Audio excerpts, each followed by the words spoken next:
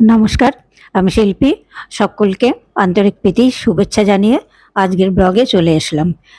Cooking ব্লগে চলে এসেছিলাম। আজকের রান্না একটা খুব অতি সাধারণ রেসিপি। চলো রেসিপিটা তাহলে শুরু করা যাক। ছেলের আবদারে এই রান্নাটা দেখে বুঝতে পারছো কি রান্নাটা কি? রান্নাটা চিলি চিকেন।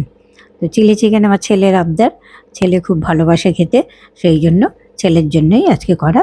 অল্প পরিমাণেই করেছি, খুব অল্প সময়ে খুব তাড়াতাড়ি করেই করে ফেলেছি।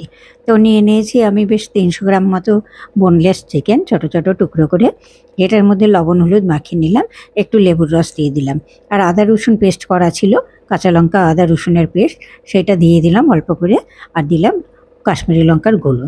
এটাকে ভালো করে মাখিয়ে নিলাম। মাখিয়ে নেওয়ার পরে দিয়ে দিলাম কর্নফ্লাওয়ার।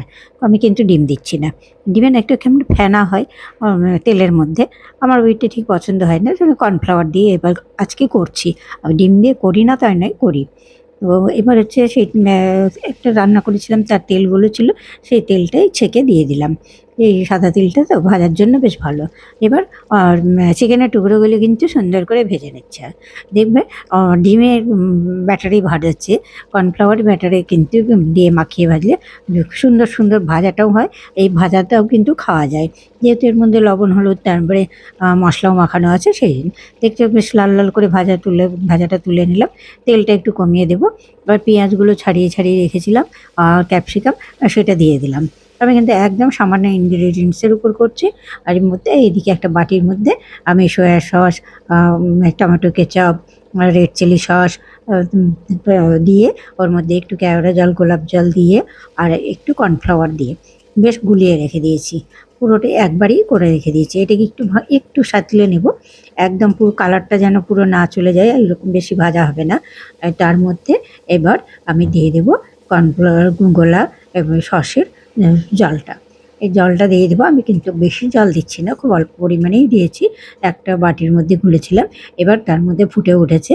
এবারে এই চিকেনের টুকরোগুলো দিয়ে দিলাম। চিকেনের টুকরোগুলো দিয়ে দেখো কি সুন্দর হয়েছে, একদম যেমন সুন্দর পেঁয়াজের কালার আছে, ক্যাপসিকামেরও কালার আছে, আর খেতে কিন্তু অসাধারণ। যেহেতু সস দেওয়া আছে, সেহেতু সামান্য পরিমাণে একটু চিনি দিয়ে দিচ্ছি, আর লবণ হলুদটা আগেই দিয়ে দিয়েছি। এবার কিন্তু সুন্দর হয়ে গেছে রান্না। এবার তুলে নেব। তাহলে বলো বন্ধুরা, ঝট করে চিন্তা পট করে রান্না হয়ে গেল। তো তোমাদের কেমন লাগলো? তোমরাও সবাই করো, এটা জানি কমন রেসিপি। কিন্তু যাই হোক, আমার রান্নাটা কেমন লাগলো বলবে ছেলের আবদারে। তোমরা যারা নতুন, তারা আমাকে সাবস্ক্রাইব করে উৎসাহ দিও। নতুন নতুন রান্না তোমাদের কাছে শেয়ার করতে পারি যেন। পাশে থাকা বেল আইকনটি প্রেস করে দিও, আমার নোটিফিকেশানগুলো তোমাদের কাছে চলে যাবে। নমস্কার, ধন্যবাদ, সুস্থ থেকো, ভালো থেকো,